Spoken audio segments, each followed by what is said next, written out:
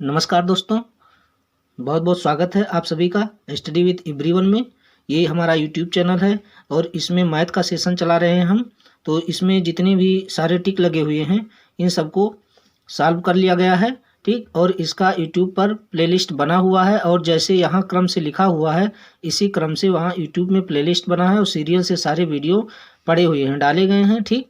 तो अगर आप लोग चैनल पर नए हैं तो इससे पहले आप जाकर चैनल में और इस प्लेलिस्ट को खोल करके सभी वीडियोज़ को देख सकते हैं और समझ सकते हैं। एकदम बिल्कुल बेसिक लेवल से पढ़ाया गया है।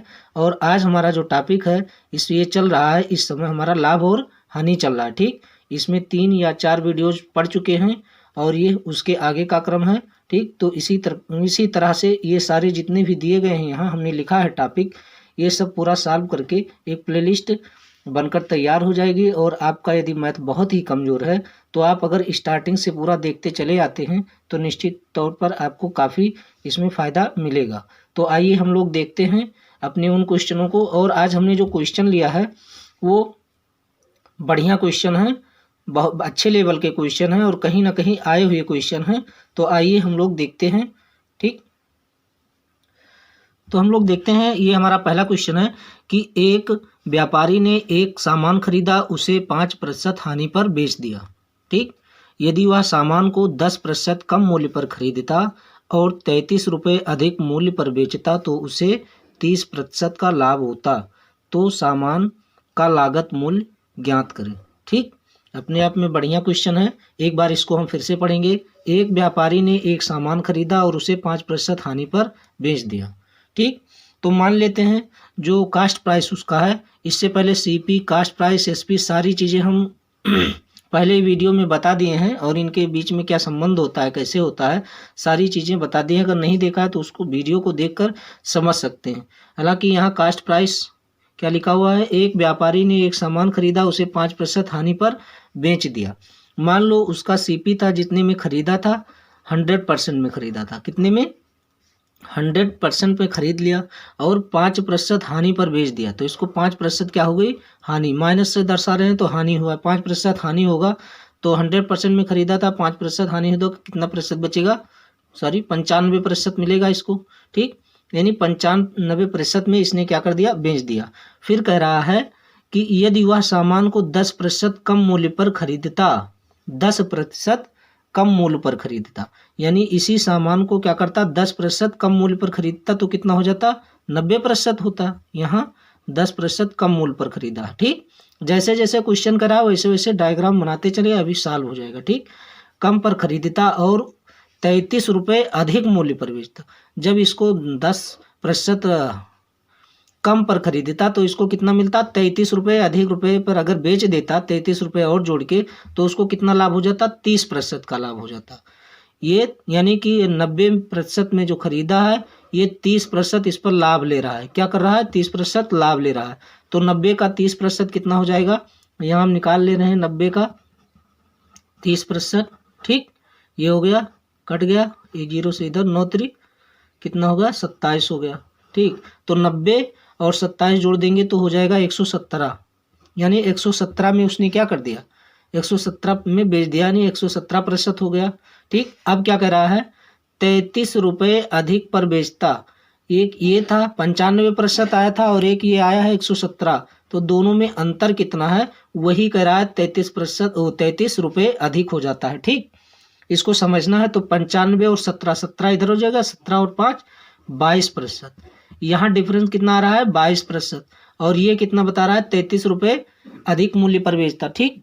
तो इसी 22% का दाम मूल्य कितना है, 33 है, क्लियर।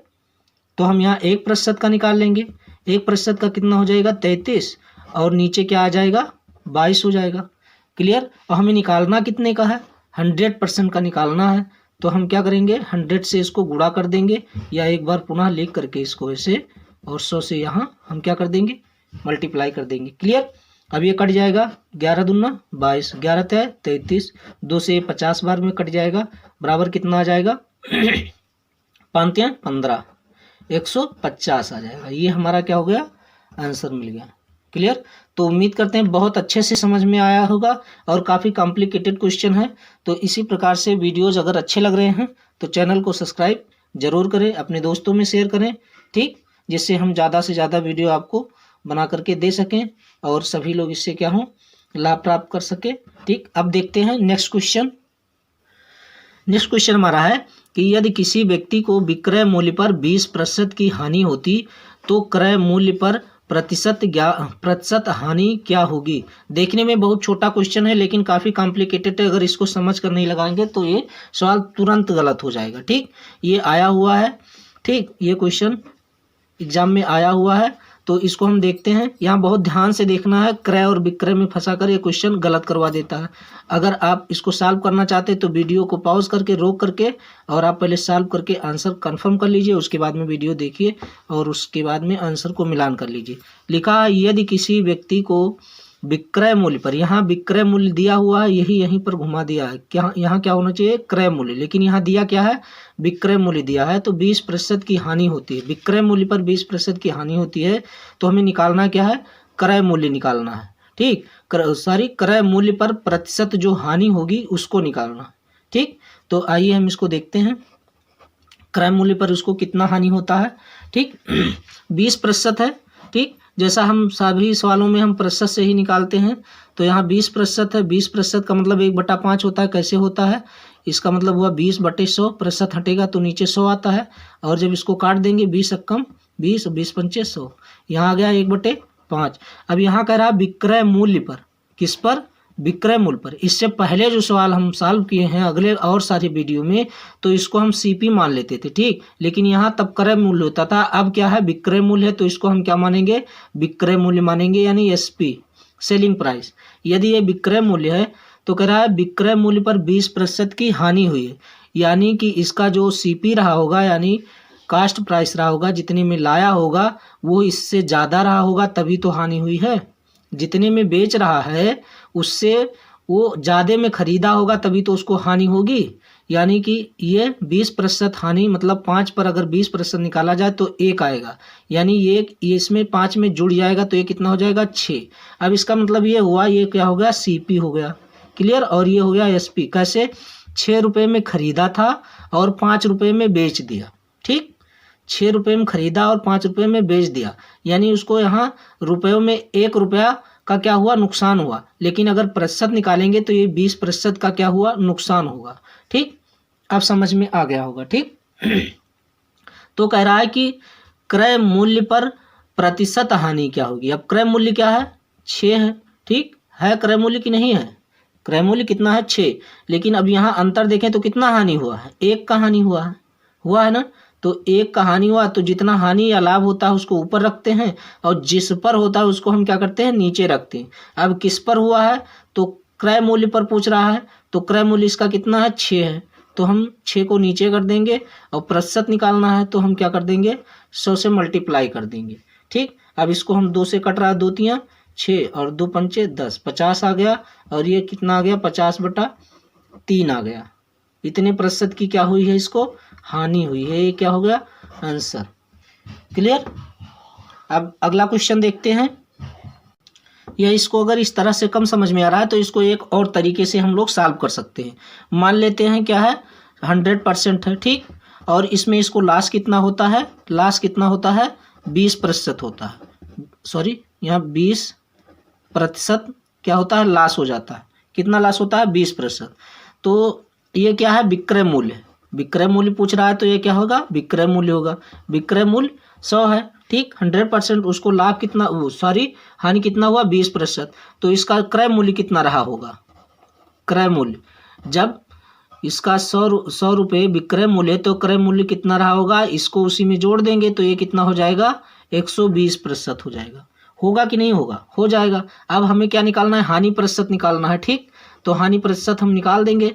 हानि प्रतिशत बराबर क्या होता है, जो हानि होती है उसको हम क्या करते हैं, ऊपर रखते हैं। तो हानि कितना हुआ है, 20, तो 20 ऊपर कर लिया और किस पर हानि हुई है उसको हम नीचे रखते हैं। तो किस पर हानि हुआ, हानि हमेशा किस पर होती है, क्रय मूल्य पर होती है, तो 120 नीचे हो जाएगा, ठीक। अब क्या करेंगे, हम प्रतिशत निकालना है तो हम 100 से गुणा कर देंगे, 20 × 20 × 6 = 120। अब ये कितना आ गया, 100/6 आ गया। अब 2 से फिर काट देंगे, 2 तिहाई, 2 पंचे 10, 50 हो जाएगा। 50/3 ये प्रतिशत क्या हो गया, हानि हो गई। क्लियर? जो यहाँ आया था वही चीज़ यहाँ भी आया। ठीक, तो अगर इस तरह से समझ पा रहे हैं तो इस तरह से समझें, इस तरह से समझ पा रहे हैं तो इस तरह से। ठीक, नेक्स्ट क्वेश्चन देखते हैं। अब नेक्स्ट क्वेश्चन है कि एक बेईमान दुकानदार सामान खरीदते समय 5% का लाभ लेता है। ठीक, और सामान को जब बेचता है तो उस समय भी ये क्या करता है, 5% लाभ कमाता है। तो उसका कुल लाभ प्रतिशत ज्ञात करो। ठीक, जब वो सामान खरीदता है तो किसी तरीके से 5% का वहाँ भी लाभ ले लेता है, और उसके बाद में जब वो उस सामान को ला करके बेचता है तो उस सामान पर 5% का और लाभ ले लेता है। ठीक, तो उसका ओवरऑल कितना प्रतिशत लाभ हुआ। तो ये ऐसे इसको नहीं जोड़ देना है कि 5% यहाँ लाभ लिया और 5% यहाँ लाभ लिया, बराबर क्या हो गया, 10% लाभ। ये क्या हो जाएगा, गलत हो जाएगा। इस तरह से नहीं जोड़ना है। इसके लिए हमने एक फार्मूला बताया था, इसके पहले ही वीडियो में बताए थे, प्रतिशत के क्या नाम है, लाभी और हानि वाले में, या प्रतिशत वाले वीडियो में हो सकता है बताया हूँ। तो इसमें होता क्या है कि एक फार्मूला था A+B + AB और बटे में क्या होता है, 100 होता है। ठीक, अगर क्रमिक लाभ है तो इसी तरीके से हम लगा लेते हैं।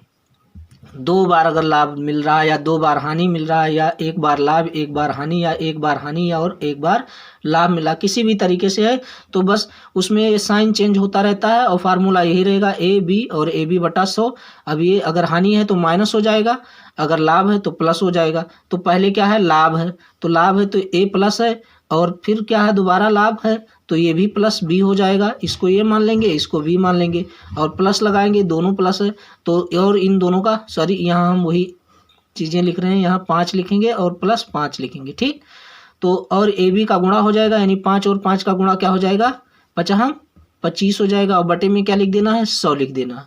ठीक, अब इसके बाद में अगर हम ये दोनों जीरो हटा दें तो यहाँ दशमलव लग जाएगा कि नहीं लग जाएगा, एकदम लग जाएगा। जैसे यहाँ 25/100 लिखा है, इन दोनों जीरो को काटेंगे तो यहाँ 0.25 आएगा। ठीक, इस तरह से नहीं जान पा रहे हैं तो 25 करना 25, 25 चौका 100, 1/4 आया। अब 1 को 4 से हम भाग करेंगे, दशमलव लगेगा। ठीक, पहले तो जीरो बढ़ जाता है, फिर 10 हो गया, और फिर 4 दूनी 8, और यहाँ आया 2, और फिर दशमलव लगा है तो जीरो हो जाएगा, 4 पंचे 20, ये पूरा कट गया। ठीक, कितना आया, 0.25। तो यहाँ 5 + 5 और प्लस यहाँ 0.25 हो जाएगा। तो 5 5 10 और प्लस 0.25। अब दोनों को जोड़ेंगे कितना आएगा, 10.25% क्या होगा, इसको लाभ होगा। ये हमारा क्या हो गया, आंसर। अगर 10 टिक कर दिए तो गलत हो जाएगा, ऑप्शन में 10 भी रहेगा और 10.25 भी रहेगा। क्लियर? तो अब देखते हैं इसी के साथ नेक्स्ट क्वेश्चन को। नेक्स्ट क्वेश्चन है कि एक विक्रेता 5 रुपए में 4 पेन के हिसाब से कुछ पेन खरीदता है। 5 रुपए में 4 पेन खरीदता है, ठीक, तथा उसे 4 रुपए में 5 पेन के हिसाब से बेच देता है। अब 5 रुपए में 4 पेन खरीदेगा और 4 रुपए में 5 पेन बेच देगा तो उसको हानि होगी। ठीक, क्योंकि यहाँ पैसा ज़्यादा दे रहा है 4 पेन के लिए और पाक कितना रहा है, कम पा रहा है, 1 रुपये कम पा रहा है, यहाँ 1 रुपये ज़्यादा दे रहा है, इसका मतलब इसको हानि होगी। तो उसका लाभ या हानि प्रतिशत, तो लाभ का कोई मतलब नहीं है, क्या होगा, हमें निकालना क्या है, हानि निकालना है। क्लियर? तो इसके लिए एक बहुत ज़बरदस्त ट्रिक होता है कि जैसे है यहाँ क्रय मूल्य है, क्रय मूल्य, और यहाँ लिख लेंगे हम विक्रय मूल्य। क्रय और विक्रय, 5 में खरीदा और बेच कितने में दिया, 4 में बेच दिया। क्लियर? फिर उसके बाद में क्या हुआ, 4 में खरीदा और 5 में बेच दिया। ठीक, चाहे यहाँ क्रय मूल्य लिख दे और यहाँ विक्रय मूल्य लिख दे, या क्रय मूल्य यहाँ लिखा है तो विक्रय मूल्य यहाँ, यानी 5 में खरीदा और कितने में बेच दिया, 4 में, और फिर 4 में क्या करता है, 4 रुपये में 5 पेन के हिसाब से बेच दिया। ठीक, ये यहाँ क्रय लिख दें और यहाँ विक्रय लिख दें। ठीक, 5 में खरीदा 4 में बेच दिया, 4 में खरीदा 5 में बेच दिया। इस तरह से कर लेना, चाहे इधर लिखो चाहे इधर लिखो, कोई फर्क नहीं पड़ने वाला। उसके बाद में इसको हम क्या करेंगे, इसको तिरछा गुणा करते हैं। क्या करते हैं, तिरछा गुणा करते हैं। इस तरीके के सवालों को हम तिरछा केवल क्या कर देंगे, गुणा कर देंगे। तो 5 और 5 का गुणा क्या हो जाएगा, 25, 4 और 4 का गुणा क्या हो जाएगा, 16 हो जाएगा। 25 में खरीदा और कितने में बेच दिया, 16 में बेच दिया। ठीक, 25 में खरीदा, अब चाहे जितने पेन खरीदे हों 25 रुपये उसकी लागत लगी, और चाहे जितने बेचे हों कितने में बेचा, 16 बेचा। बस केवल हमें खरीदने और बेचने का अमाउंट निकाल लेना है। बस 25 में खरीदा और 16 में बेच दिया, तो अंतर इसका कितना है, 9 का। उसको 9 रुपये का क्या हो गया, नुकसान हो गया। ठीक, तो जब नुकसान हम ऊपर लिखेंगे, क्या निकालना है, प्रतिशत निकालना है, तो 9 ऊपर लिख देंगे, लाभ या हानि ऊपर रहता है। किस पर हानि हुई है या लाभ हुआ उसको नीचे करते हैं, तो किस पर, 16 पर हुआ कि 25 पर हुआ, 16 पर तो होगा नहीं, 16 में तो बेचा है, 25 में लाया था, तो 25 पर नुकसान और फायदा हम लोग देखेंगे। तो 25 को क्या करेंगे, नीचे लाएंगे और उसके बाद में यहाँ 100 से गुणा कर देंगे, तो 25 से 4 बार में हट जा रहा है। ठीक, और 9 चौक 36 बराबर यहाँ कितना आ गया, 36। ये क्या आया, प्रतिशत आया है, और क्या आया है, नुकसान आया है। क्लियर, ये हमारा क्या बन गया आंसर, 36% उसको इस पूरे सौदे में क्या हुआ, नुकसान हुआ। क्लियर। इसी तरह से एक और नेक्स्ट क्वेश्चन देखते हैं। नेक्स्ट क्वेश्चन है कि एक डीलर 2500 रुपये की एक मशीन खरीदा। ठीक, कितने में खरीदा, यानी उसकी सीपी कितनी है, 25 रुपये, यानी क्रय मूल्य। अंकित मूल्य पर 12% छूट देने पर भी उसे 10% का लाभ हुआ। कह रहा है अंकित मूल्य, एक होता है सीपी, एक होता है एसपी, और एक होता है अंकित मूल्य होता है। अंकित मूल्य का मतलब एमपी यानी मार्केट प्राइस। जैसे कोई प्रोडक्ट हम खरीदते हैं तो उस पर लेबल जो लगा होता है, जैसे मान लो कोई 95 रुपये का क्या है, कोई वस्तु है, लेकिन उसको ज़रूरी नहीं 95 रुपये लिखा है तो हम उसको 95 में ले, उसको हम 80 में भी ला सकते हैं, 85 में भी ला सकते हैं। ठीक, तो ये हमको निकालना है, और लाए हम कितने में, समझ लीजिए इतने में लाए थे। ठीक, और फिर भी इतने में लाया, और उसके बाद में कह रहा 10% लाभ पर क्या, 12% इस पर भी छूट दे दिया हमने, जब बेचना हुआ तो इस पर भी 12% छूट दे दिया, और उसके बाद भी हमको 10% का लाभ हो गया। ठीक, तो ये चीज़ हो गया, और उसके बाद में तो पूछ रहा है कि ये जो मार्केट प्राइस है यानी अंकित मूल्य है वो कितना होगा। क्लियर। तो अब देखते हैं अपने क्वेश्चन से, मान लेते हैं कि 100 रुपये कितना खरीदा, अंकित मूल्य पर 12% की छूट देने पर भी उसे 10% का लाभ हुआ। ठीक, क्या हुआ, 10% का लाभ हुआ, यानी वो इतने में क्या किया, 100, उसके बाद में इतने में खरीदा था। ठीक, अंकित मूल्य पर क्या किया, मान लो उसका अंकित मूल्य कितना था, 100 था। ठीक, समझिए एक बार, अंकित मूल्य उसका कितना था, 100, और अंकित मूल्य पर उसने कितना छूट दे दिया, 12% का। तो जब यहाँ 12% छूट का मतलब होता है उसमें कम कर दिया 12%, तो 12% का छूट दे देगा तो यहाँ कितना बचेगा, 88 बचेगा ना। उसके बाद में कह रहा है जब ये 88 में जब दे रहा है फिर भी उसे कितना लाभ हो रहा है, 10% का अब भी उसको लाभ हो रहा है। क्या हो रहा है, 10% का अब भी लाभ हो रहा है। तो उसको मान लो कोई भी चीज़ होता है अपने आप में 100% होता है, तो 10% का लाभ हो रहा है, यानी 100 से 110 हो रहा है। कितना हो रहा है, 102 हो रहा है। क्लियर, ध्यान से समझिएगा। पहले वो छूट दे रहा है तो 100 से कितना हो जाएगा, 88 हो जाएगा 12% का। उसके बाद में भी उसको 10% का लाभ हो रहा है तो 110% हो जाएगा, जितना बचा उसका 110% हो जाएगा। क्लियर। अब हमें निकालना क्या है, अंकित मूल्य निकालना है, मार्केट प्राइस। तो पहले ये है मशीन खरीदा कितने में था, 2500 में खरीदा था। उसके बाद में लाभ मिला है उसको ना 10% का, कितने मिला है 10%, यानी 110 कर देंगे इसी का। 2500 में खरीदा है उसी में इसको लाभ मिलेगा 10%, तो 2500 का 110% निकाल देंगे, डायरेक्ट आ जाएगा। या 10% निकालेंगे तो जितना लाभ आएगा उसको फिर से 25 में जोड़ना पड़ेगा हमको। ठीक, तो हमें 2 बार काम ना करना पड़े, एक ही बार में 110% निकाल देंगे तो डायरेक्ट लाभ सहित निकल के आएगा, मूलधन आ जाएगा। ठीक, उसके बाद में और ये किस पर लाभ कमाया है, यहाँ 88 पे कमाया है, इसी पे तो कमाया है। ठीक, अब इसको हम क्या कर देंगे, काट छांट कर देंगे। ठीक, तो अब इसको काटने के लिए हम क्या करें इसको काटेंगे। अब इसको ये दिखाई दे रहा है 11 से कटेगा, 11 8 88 और 11 9 99 और 11 2 110 कट गया। ठीक, अब ये 8 से कटेगा कि नहीं कटेगा? 8 त्रिक 24 और 8 एकम 8, ये नहीं कट रहा, अभी 2 से काट दो, 2 पंचे 10, 2 चौक 8 हो गया।